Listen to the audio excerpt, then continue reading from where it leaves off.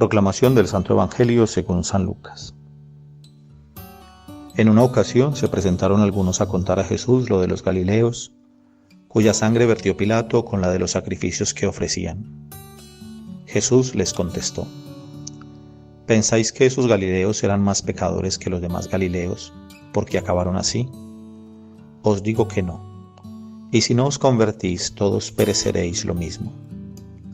Y aquellos 18 que murieron aplastados por la torre de Siloé, ¿pensáis que eran más culpables que los demás habitantes de Jerusalén? Os digo que no. Y si no os convertís, todos pereceréis de la misma manera. Y les dijo esta parábola: Uno tenía una higuera plantada en su viña, y fue a buscar fruto en ella y no lo encontró. Dijo entonces al viñador: Ya ves, 3 años llevo viniendo a buscar fruto en esta higuera y no lo encuentro. Córtala. ¿Para qué va a ocupar terreno en balde? Pero el viñador contestó: Señor, déjala todavía este año.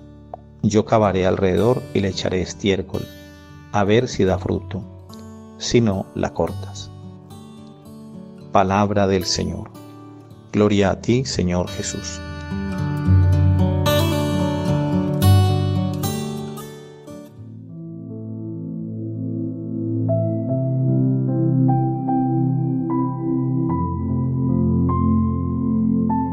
Queridos hermanos, estamos hoy en la liturgia, en el tercer domingo de Cuaresma. Vamos avanzando poco a poco en este camino que nos conducirá al misterio de la pasión, muerte y resurrección del Señor, a la Pascua. Y hoy en el Evangelio, en la primera parte, pues aparece una idea que tenían los judíos en la mentalidad, en la forma de creer que tenían los judíos, y era que las tragedias, las cosas malas que le pasaban a las personas estaban profundamente relacionadas con sus pecados. De hecho, en una ocasión en que los discípulos iban acompañados con el Señor, vieron a un ciego de nacimiento y le preguntaron a Jesús: ¿Él por qué nació ciego? ¿Pecó él o pecaron sus padres?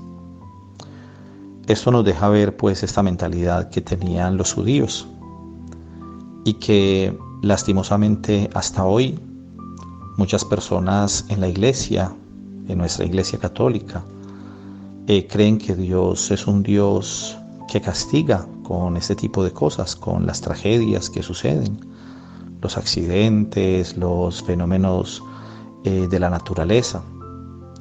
Pero tenemos que recordar que Dios es un Padre de misericordia, un Dios amoroso, un Dios de bondad, un padre de familia, una madre de familia. No se ensañaría viendo sufrir a su hijo. Por lo tanto, Dios, que es santo y perfecto, pues no castiga con estas cosas, y lo deja claro Jesús en el Evangelio, cuando le presentan incluso este ejemplo, ¿no? de estos Galileos. Y es Jesús mismo el que hace la pregunta: ¿pensáis que esos Galileos eran más pecadores que los demás Galileos, porque acabaron así? Y el mismo Jesús añade otro ejemplo, hablando de aquellas 18 personas que habían muerto aplastadas por una torre, la torre de Siloé. Quizás nosotros podemos caer fácil en esa tentación cuando suceden tragedias y pensar, bueno, eso les pasó porque son malos, porque son muy pecadores. Pero nosotros también conocemos personas que han vivido dolores muy fuertes, muy grandes, y no son malas personas. Personas que han perdido a sus hijos en un accidente, y entra como una crisis, como en ese momento, como de asumir y entender eso. Es difícil de comprenderlo, porque uno dice: pero ¿por qué me ha pasado esta tragedia, esta situación tan dolorosa? Entonces, en la vida pueden pasar cosas por muchas razones. En un accidente de tránsito, por ejemplo, o en un accidente en una carretera, pueden incidir muchas cosas. Puede ser una falla mecánica de un coche, que sea por culpa nuestra, de pronto, o no. De pronto íbamos ahí en ese coche y en ese carro, y ese carro falló. Pero también puede ser que que no seamos cuidadosos en llevarlo a revisión mecánica con frecuencia, cuando vamos a hacer viajes largos, por ejemplo, o que seamos imprudentes al conducir, excediendo los límites de velocidad permitidos. Mientras más hagamos ese tipo de cosas, pues más estamos en peligro de morir o de atentar contra la vida de otras personas. Hay normas, hay reglas, hay límites de velocidad en las carreteras. Los que construyen las carreteras saben por ingeniería y por muchas cosas cuál es la velocidad con la que uno tiene que pasar por allí. No es lo mismo ir por una recta donde te permiten ir a 120 a una parte donde haya una curva pronunciada y tengas que bajar la velocidad tal vez a 50 o a 40. Y si no cumples esas cosas, pues estás en riesgo de un accidente, en riesgo de morir o de atentar contra la vida de alguien. Hay semáforos. Sabemos que el color rojo es para que nos detengamos y el verde es para continuar. Y eso es una norma universal en todos los países, en todas las lenguas del mundo. El semáforo en rojo siempre será para que nos detengamos. Pero si yo me paso el semáforo en rojo, pues puedo generar un accidente. Y entonces alguien podría decir, no, pues es que esta persona se murió o mató a alguien con un carro, con un coche. Y esa era la voluntad de Dios, que esa persona muriera en ese momento. Pues no habría que interpretarlo de esa manera. En la vida también pueden venir enfermedades en algunas ocasiones que nosotros no las hemos buscado. De pronto podemos enfermarnos de un cáncer y quizás haya una predisposición genética en nuestro organismo y no sería culpa nuestra, pero en otras situaciones podríamos ser responsables de, que si una persona toma mucho alcohol, pues está expuesto a contraer una cirrosis, por ejemplo, o si fuma, a tener un cáncer en los pulmones. Y algunos dirán, pero bueno, mi abuelita fumó toda la vida y no se murió de eso. Pero bueno, no es la justificación para entonces negar la realidad de que el cigarrillo produce cáncer, por ejemplo, en los pulmones.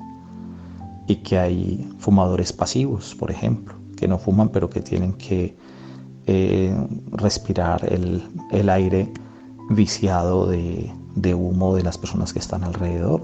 Bueno, podríamos poner cantidad de ejemplos. Si vamos a la playa, una persona va a la playa y no se pone protector solar y está al sol todo el día, pues está expuesto a que su piel se deteriore y a que le pueda dar un cáncer de piel. Entonces aquí nos podríamos quedar pues poniendo ejemplos de todos los colores. Bueno, entonces el Señor quiere que nosotros reflexionemos no en el hecho en sí de pensar que una persona se enfermó, se murió, le sucedió una tragedia porque se lo merecía, porque era culpable, sino que el Señor quiere que miremos esos acontecimientos y los leamos desde nuestra propia existencia, es decir, reconocer la fragilidad de la vida, reconocer la invitación que nos hace el Señor a estar siempre en gracia a través del sacramento de la reconciliación, nutriéndonos con los sacramentos, con la Eucaristía, el cuerpo y la sangre del Señor, con una vida profunda de oración, de contacto con la palabra del Señor, con meditar su palabra todos los días. Bueno, con una devoción fuerte a la Santísima Virgen que nos protege de los ataques del maligno, es una madre amorosa. Bueno, entonces el Señor nos quiere invitar a eso, a que nos demos cuenta que tenemos que tener las lámparas encendidas como las vírgenes sensatas del Evangelio, que tenemos que ser como el administrador fiel y solícito, que está haciendo lo que le corresponde hacer para cuando venga el Señor, porque no sabemos el día ni la hora, que nos encuentre siempre en vela, como nos lo recomienda tantas veces en el Evangelio. Y Jesús pone una parábola hoy, ¿no? La parábola de la higuera que no produce fruto. Entonces, esa higuera somos cada uno de nosotros. El que planta la higuera en la viña es el Señor. La viña es el mundo. Y entonces el Señor viene a buscar fruto, es decir, nosotros tenemos que producir fruto. Entonces el Señor viene y es interesante porque hay como un lenguaje velado allí, porque dice el Señor, he venido 3 años a buscar fruto y no he encontrado.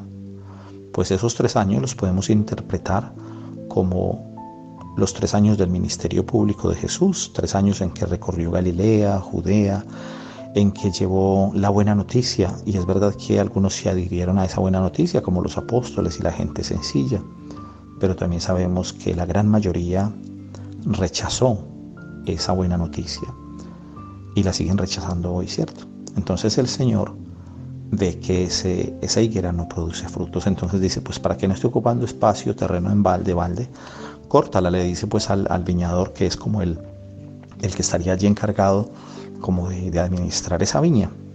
Pero es interesante también la intercesión de este personaje, ¿no?, dentro de la parábola, y es que dice, bueno, déjala un año más, voy a acabar alrededor, voy a echarle abono, voy a echarle estiércol, ¿no?, y la voy a organizar, ¿no?, la voy a preparar, ¿no?, para ver si da buen fruto, ¿cierto? Entonces también allí se pone de manifiesto la misericordia de Dios, la paciencia de Dios, que nos está dando tantas oportunidades todo el tiempo, que no se cansa de esperar. Nosotros es verdad que no podemos abusar de la gracia de Dios, eso es importante. No podemos decir, bueno, al final Dios es amor y Dios me perdonará, y entonces pues no hay necesidad de que yo me convierta ahora, cuando ya esté en las últimas, me esté muriendo, pues en ese momento le pido perdón al Señor y ya. No funciona de esa manera. Tenemos que estar siempre preparados, y el Señor conoce nuestro corazón. Pero lo que sí es importante y que queda de manifiesto hoy en este evangelio es que el Señor tiene una gran paciencia con cada uno de nosotros, y que está esperando siempre, y esa manera de abonar esa higuera para que dé frutos, pues es todos los auxilios que nos vienen de la iglesia, que el Señor nos da a través de la iglesia, los sacramentos, la palabra de Dios, que la tenemos para que la leamos, para que la oremos, el sacramento de la reconciliación. Bueno, continuemos pues, queridos hermanos, este tiempo que nos resta hacia la Pascua, para que demos frutos de buenas obras. Bendiciones para todos.